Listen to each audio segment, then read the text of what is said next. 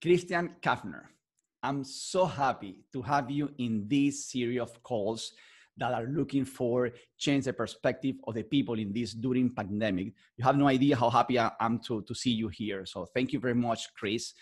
For the people that don't know Chris, Chris is the General Secretary of IDU, International Democrat Union.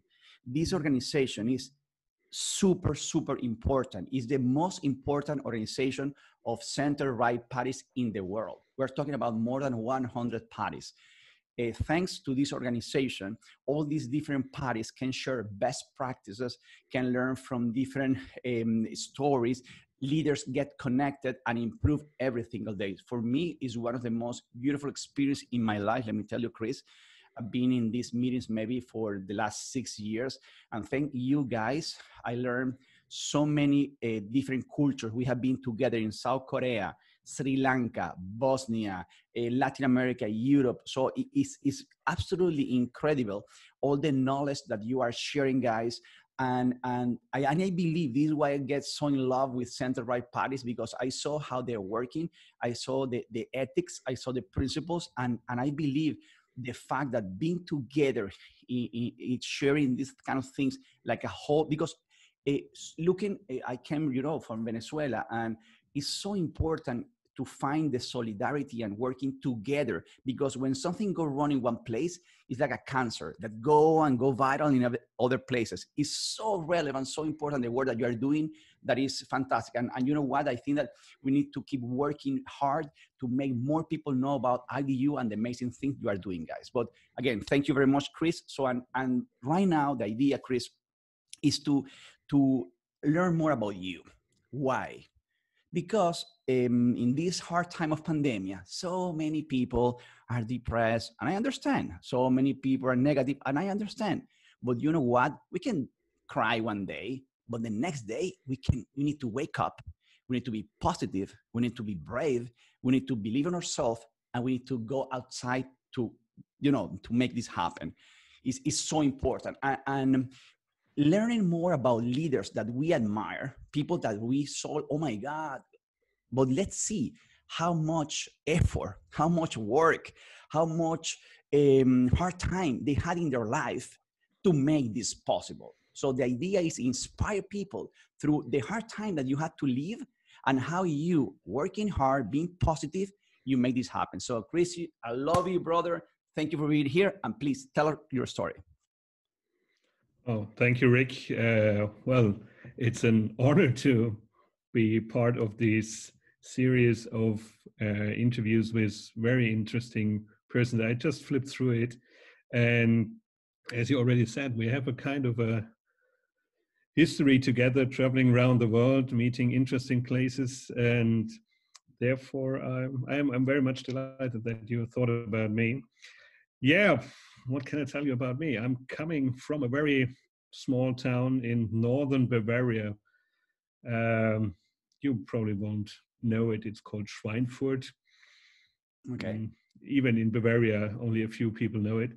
It's more in the center of Germany, actually, and therefore in the center of Europe. So I grew up at the Cold War time.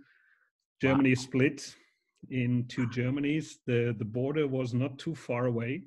So I got the impression of being divided very early. We had a very huge US garrison in our hometown, and therefore we felt the implications of international politics every day when we see military going around. And it was not the German army, it was the Americans being with us. I grew up with them, and I wouldn't call it the starting point of getting interested in international relations. I think it was the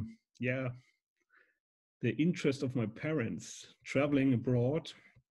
This was, for us living in West Germany, a privilege compared to the Germans living in East Germany. Exactly. To travel, and that's where my parents inspired me to get interested in the world, interested in other cultures, interested in the people living in different countries. So already at high school, and then especially later on when I moved from high school to, we don't have college, we directly go after high school, we go to university in Germany. Especially in Germany, I started studying law at law school, but I already felt that international politics is my Your my passion. main interest. And yeah, spent some time in Sweden, abroad, did some field research later in my political science studies in Kosovo. So I Wow, actually, that's the so many things, flip through so of many my things, life. so many things I didn't know about you. But let me go more slow. So, Yeah, first of all, it's crazy that you really, literally, because you're super young. How old are you? I'm 44 years now. 44. So you literally 44. saw this fantastic time. I mean, fantastic for the experience, not because it's something good. It's something really hard for Germany, to be divided. It's crazy. But it's amazing that you saw this experience. And tell me something, Chris. When you were in school, you were start being working like a student council or something like that, creating, or you were more kind of a normal kid. So from the beginning, from when in the school. From the beginning, in school, I was involved in two fields outside school, and this is my field hockey. I played field hockey for a couple of years. And I was also engaged in the YMCA, the German YMCA, and I was first participating and later became a kind of group leader for the younger one until 14 years old. So that's And how old were you? How old were you? starting from, I'd say at 8 years old, I started participating, and when I took over the group, I think it was 16 something. I So love it. 1 second. This is something that I always want to make an accent here. All the leaders that make something incredible in life start very early. I love this part. I always push my kids. I hope my kids don't hate me without all these meetings, because I saw so many things that I always repeat to them. It's so important to start early, but also to find your passion, because it's very clear that you love this part of working with people, serving people, leadership. So it's fantastic. So but you start super early. Okay. And then Chris, so did you finish the law school? No, because you changed to I got on with law school and then figured out that political science is much got it. more I understand. my passion. But I got a very, you were talking about mentors, and there I found my first mentor. Actually, it was my former professor for international law. He also taught international politics. Love it. He convinced me to switch the university, going from Würzburg University to Munich University, and he is actually the one he got me the junction between international law and international politics. This is something that is was for the mindset. This is one of the most important times in my life, I think. So this again, another thing that I always kind to promote in these videos, is so important to always be in a group where you are the more stupid, never the more smart. You need to be always close to people more smart than you, more rich than you, more connected than you, because to learn everything from them. So it's so important. Because they can change, and also they can change your life. And also, Chris, I think that we also have a responsibility with kids. When we saw someone that is, with a lot of passion for something, if we can help them, giving tips, giving ideas, it's so important, because this professor changed your life for something good. Yeah. So I think we also need to, maybe in IDU, I know that in IDU you are doing a lot of things for young people, for women, but something, so it's so important to really not just be as a person, go close to people that we can learn from, but also go in your position now, try to be in contact with young people to, give good ideas, give north. To hand back experience. So just to give you the setup for the IDU. The IDU is an organization that is, as you said, hosting center-right parties all around the world, but with a special focus on political training, political campaigning, and there you have these experiences of teaching and educating people. It gives you the tools to improve your work at home, your work in politics, your work at your everyday business. So this is something, it started very early, and it was sharp by the mentors. You know, I love it because we have a huge responsibility. I think that the political field there is a huge opportunity there to improve, to really invite more people to join politics. In the past, there was kind of a bad conception about politics that we are changing every single day. And the more we can bring a nice kid, good students, bring values, teach them best practices, inspire them, the better are going to have. We are changing the world, literally, because these people, you know what, so many years, brother, my friend, I'm in business. All my friends in business, they are, no, let's don't talk about politics. But you know what? Your business is living in a country. And if this country is in the hands of bad politicians, you're going to lose your business. It's so important to in some way get connected with IDU and this kind of organization, and in some way support. I think that the more we get close, even with entrepreneurs that understand the importance of have very qualified leaders working for us and supporting the country, the better the leaders, the better the economy, and the better the company. So it's something that, and I think that in the last years, maybe I'm getting old, I don't know, but I feel that every single year I saw more this connection, you know, that really is happening.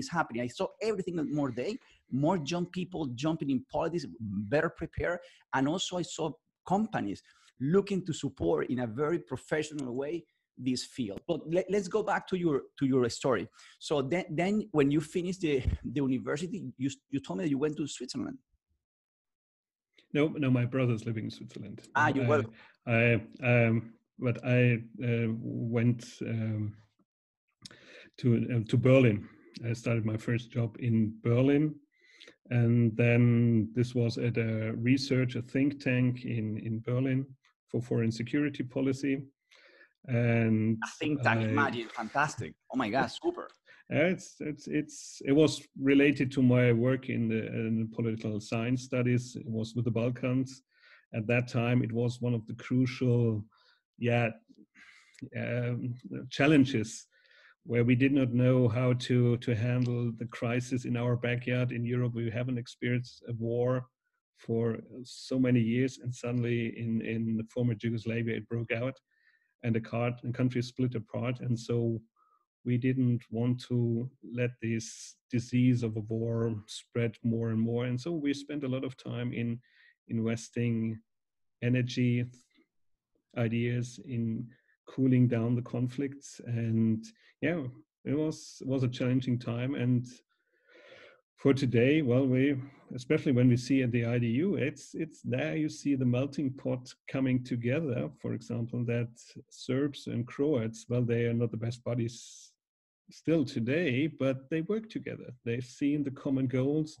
They see that if we stand united, if we have the same beliefs in freedom and democracy, we can find the bottom line again and think about how to improve business, improve our society, improve our education, improve everything, and forget about the hostility. It's not easy, but it's a way to overcome not so happy times. And we are all humans. And we remember our time in Bosnia. This was one of the most hit country on the Balkans. Today it's improving. It's a place where you can walk freely on the streets again. In that time when I was working there, it was very nasty. You don't want to go back there. Wow, crazy. It's true. Bosnia is fantastic. Even the landscapes. I remember all the rivers, all the place is very, I always say to my friends, if I cover your eyes and take you in an airplane, I put you there, you feel that you are in Italy, Spain, in some European country, because it's beautiful. It's beautiful. And the people is very nice too. Actually, it's that's also an experience from my youth. The Balkans is the scenery of a very famous film movie tradition in Germany about Karl May. Karl May is a writer, probably not known all around the world, but he wrote about America. He wrote about Western Indians and cowboys and everything like that. And they shooted a movie about those main characters. And actually the movie was shot in the Balkans. And you had the scenery. The impression of America I got in the beginning was actually a Balkan impression from this kind of movies. Crazy. Well, also, Chris, look, talking about how we can change realities. You were living in a Germany totally divided that was really hit by the war. And now where is Germany? Germany is in top of the European community. If the German people were crying and no, they wake up. When you have something like this could be even something better for your life. So I believe that this time where the world is in pause, you can reinvent yourself. You can rethink what you are doing and do something even better. And I think in some case, Germany did that. Also, what you mentioned, Bosnia, Serbia, now they are beautiful countries and growing, and soon they're going to be part of the European community, maybe, probably. So I believe that again, all depend and sometimes it's not just all depend of how you put in your mind, but sometimes when you have something that hit you, sometimes wake up you. So this is what I'm trying to do with people. Wake up, people. Come on. See the situation like something as a huge opportunity to reinvent yourself, to rethink what you're doing, and follow your passion. Well, follow your passion that's what I did in my life. I always wanted to work in foreign policy, international field, scenery, but the connection is with a kind of moment of opportunity.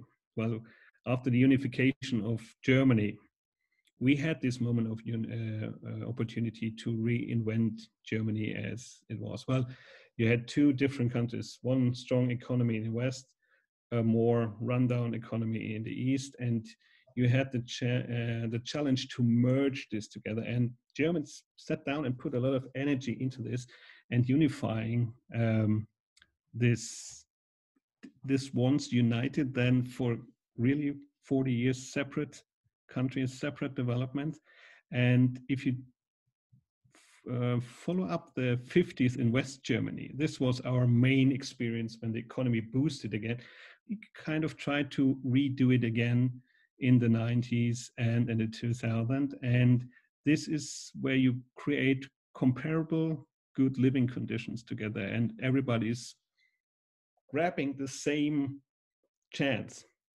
And the East Germans wanted to catch up with West Germans.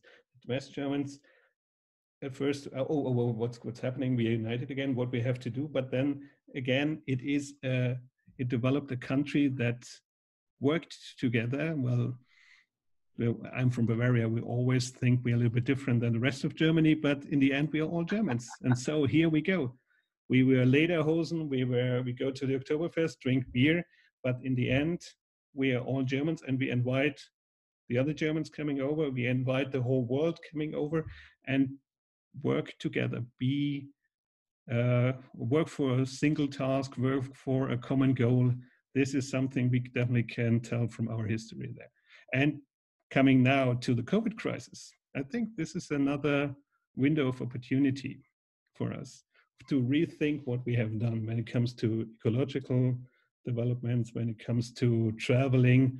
Well, I haven't been at the airport for 10 weeks now, and I dearly miss traveling, I can tell you.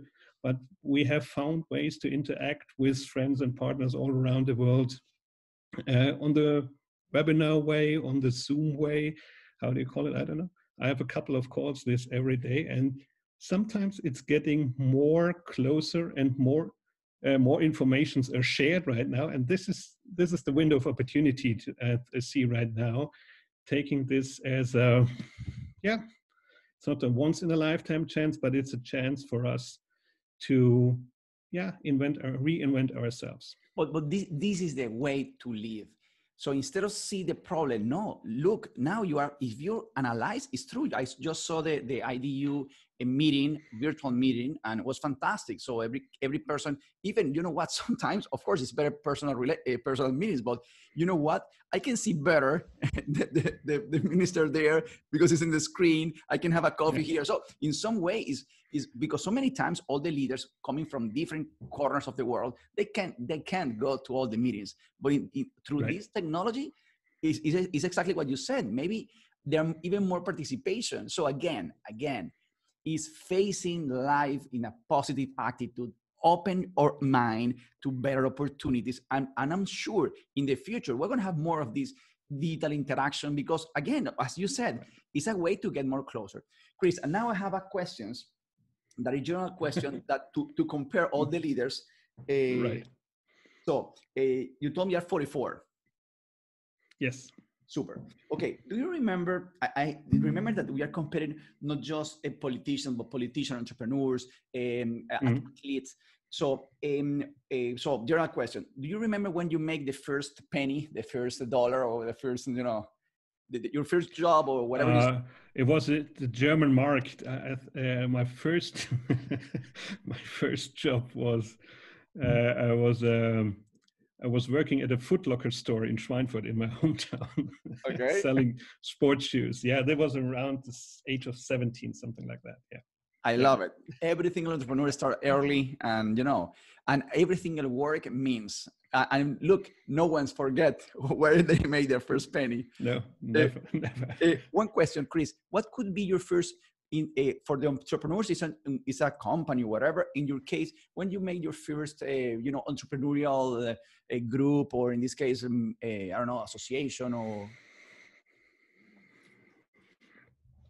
Well, I was part in student associations, but never on a leadership perspective. I tried to focus on my studies in that time. But my first kind of entrepreneurship was at my first real professional assignment.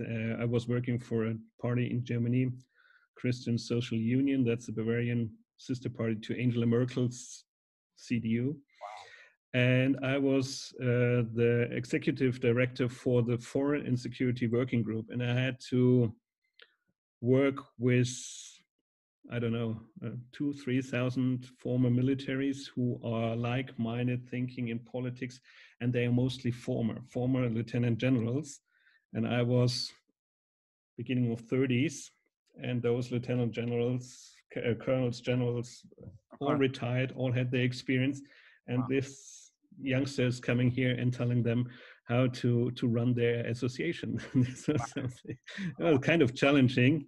But this is also coming back to the mentorship thing again. I found very good friends in this association, and I had some interesting ideas. I found supporters for these ideas, and they made this happen. And the most important mentor at that point was a state secretary in the German Defense Ministry, Christian Schmidt. And in the beginning, we had a kind of a rough start because he was kind of pushing me into this group. And the first question was, did you serve? When I met the group. And I was one of those youngsters who didn't get drafted by the German army, and those lieutenant colonels, former generals sitting there, and this 30-year-old guy is trying to tell them what to do with their working group. It was a challenge, but in the end, it turned out it was an 8 years tenure with this group, and I think we brought it to a very interesting level. And from there, the next career steps followed up.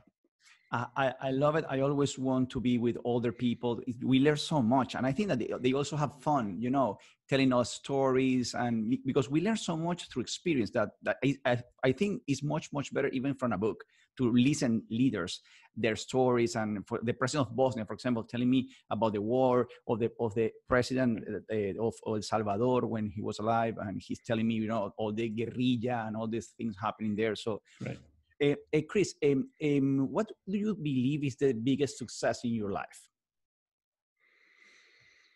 Personal or professional? Personal, it's my kids. Good answer. Good answer.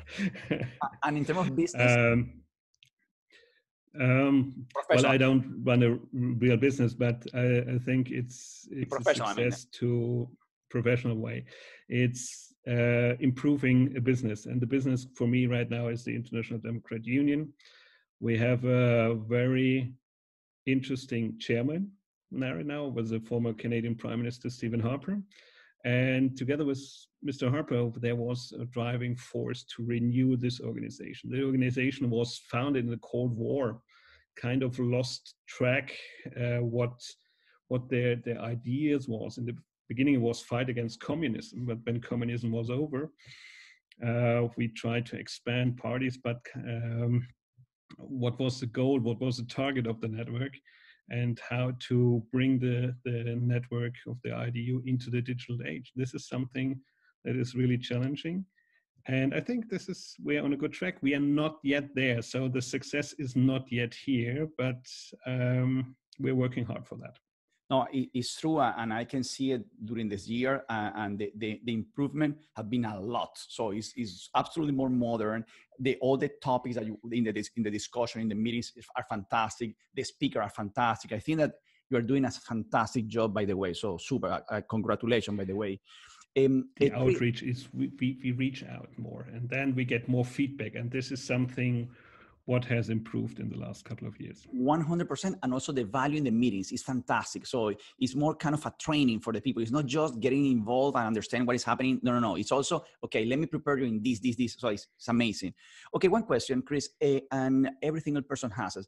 What is the major failure in your life? A failure is that I didn't become a lawyer. I think this is at one point. This is something I have. But on the other hand, I would have stuck maybe in a law firm, and I couldn't travel around. So you have two sides of a coin. Everything is a. I agree. So it's not a failure in the end. No, I agree. But I'm more a politics guy than a law guy. Okay, one question. What is the best advice someone gave you? Don't give up. Keep going. This is something. You have your failures, you have your downs, but you will find your ups, and you're always on a road where you come to a crossroad. And I made the experience that my instincts gave me the right directions, and therefore never give up. Be patient. Sometimes don't jump on the first occasion, and value the options very much. So I'm not the hasty guy who takes every opportunity that comes along. I just look once or twice at an opportunity. But if I will take a turn on a crossroad, I keep going. I love it. Do you have someone that inspires you, or some legend that you have there?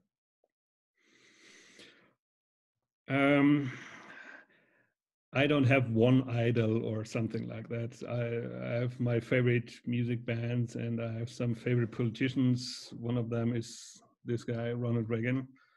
I learned him. I'm getting known to him better, not when I was young, when I was more involved with politics. No, I think there are leaders around the world that can give you insights, can give you experience. You can take your own, can from them you can develop your own ideas. You have the big ones. For example, one of my figures I'm reading quite frequently is Henry Kissinger, for example.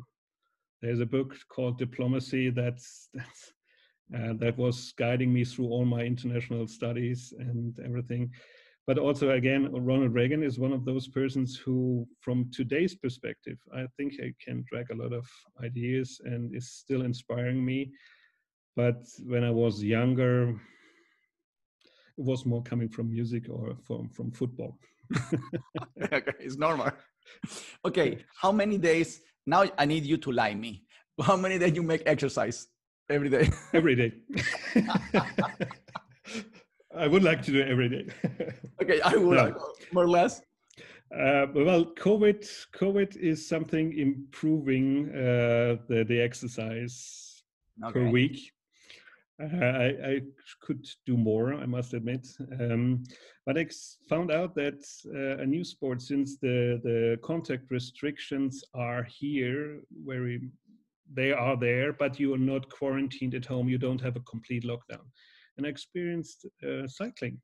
I took my bicycle, and I have a nice forest next to my home, and I started cycling. So this is something experience I haven't had in the last years, and this is really something I will keep going even when COVID is gone for 20 years now. I love another thing that we are getting just for being paused and changing the typical schedule. I love it. So you discover something that you have right there, and imagine. Okay, Chris. Take the opportunities. There they are. 100%. Do you eat healthy, Chris, or not? I try to. Well, I'm a meat guy. I'm not a vegetarian or vegan guy, so I need some meat, but definitely take a look that it's a good quality at that point. And fruits and meat. That's okay. Something Perfect. Okay, at what time do you guys sleep? Do you guys sleep? At what time? Around 11 at night. Yeah. And in the morning when you wake up?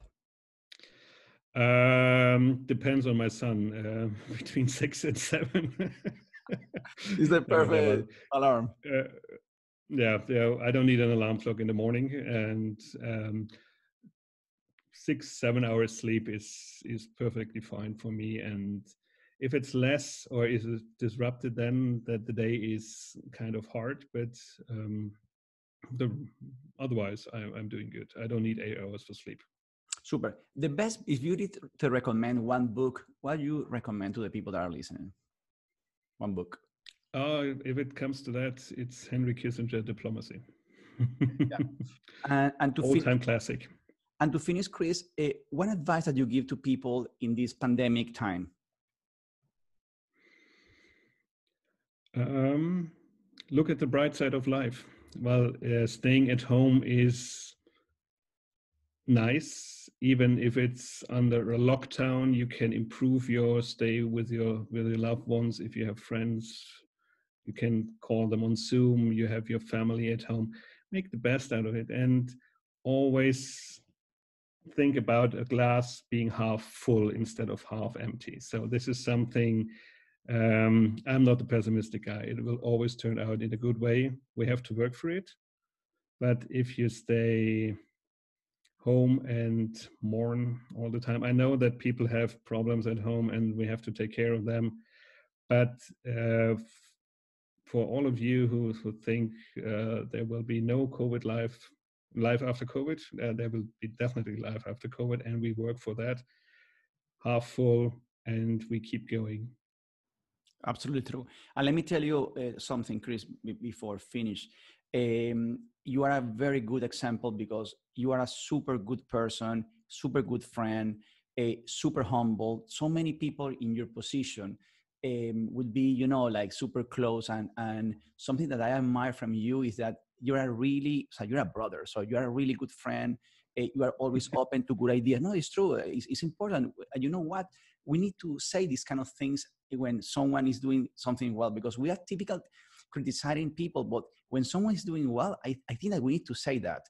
And so the way how you are open to new ideas, the way how you're working hard, because it's not easy to manage 100 parties. Imagine 100 egos. So it's complicated. And just be even more. 100%. Even more. But this magic, because in some way IDU right now it's not an organization, it's a family. And when we go to every single meeting, I really hug. It's my brother. So it's so nice to have this relationship between members, that when you get this vibe, this is the most important thing, because it's an energy. It's a positive energy. So it's not just about politics, no. It's like a club of friends fighting for the same vision, ideas. Ideas. And the more you are close and friend and committed, the more you are willing to really keep pushing. So, and this is a hard work, but it's a fantastic environment that you are creating there. And again, thank you for letting me be part of this beautiful family. I'm being learning a lot there. I work to keep bringing value to the organization, because I think it's fantastic people in a fantastic environment, and the value at the end of the day, the result of all this interaction is going to be better governments in the world. So imagine what else can we do. So it's fantastic. It's something beautiful. So even my kid that is 17 years old, he's in politics now. He's dreaming about that. I said, I'm going to start taking you to the IDU meetings because you need to get inspired and learn from them. So Chris, I love you, brother. Thank you very much for being in this call. Be safe and hope to see you soon. I don't know in what part of the world. Thank you, Rick. And it was an honor for me to be with you on this call today. And I promise you, we will have meetings, physical meetings again. It will not be only virtual. It's nice to have, but as you said, we find a nice destination around the world and we hug each other again next time. Let's do it. Thank you, brother. Take care.